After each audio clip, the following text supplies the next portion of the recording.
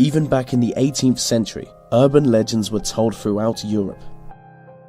As to be expected, these legends were grim in nature, but what was more grim than the grimmest of grim tales is that some of these urban legends turned out to be true.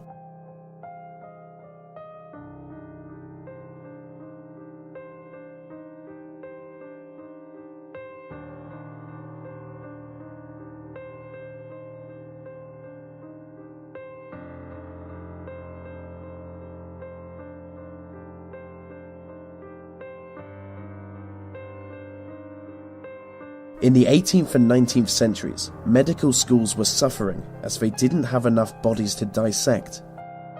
In the UK, up until 1832, the only corpses given to schools were those of people sentenced to death and dissection by a judge. At the time, only around 50 people were sentenced to capital punishment per year, which fell slightly short of the 500 corpses required by medical schools each year.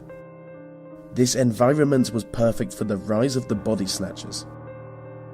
Resurrectionists, also known as body snatchers, would exhume the corpses of dead people and sell them on the black market. On a still night, they would sneak into graveyards and, using just a lantern, shovels, crowbars, and the odd enchanted amulet, would steal bodies from the chilling clutch of the grave. This was such a common problem that watchtowers were built on burial grounds to scare off grave robbers. If a friend or family member was to die, you would need to physically watch over their body until their funeral. An iron coffin would be used, and the grave would be guarded by a mort safe. In 1828, serial killers Burke and Hare took things to a new level when they started murdering people before selling their corpses to doctors, which seemed to start a trend. There was a whole group of body snatchers known as the London Burkers, inspired by and named after the Burke and Hare killings.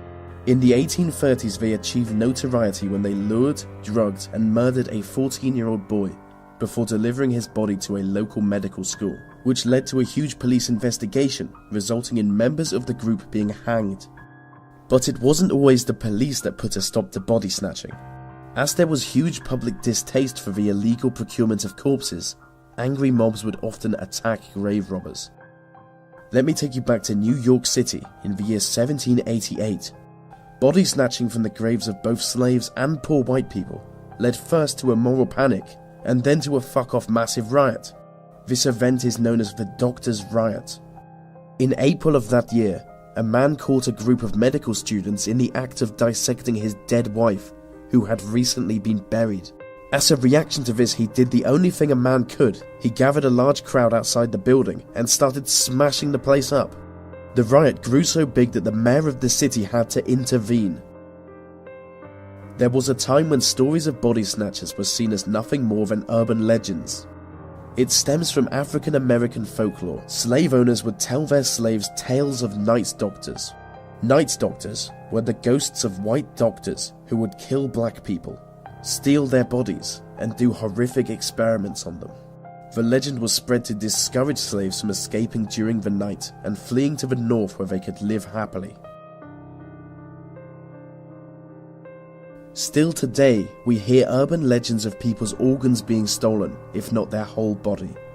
The chilling legacy of 19th century body snatching is the question of whether these modern stories are also true.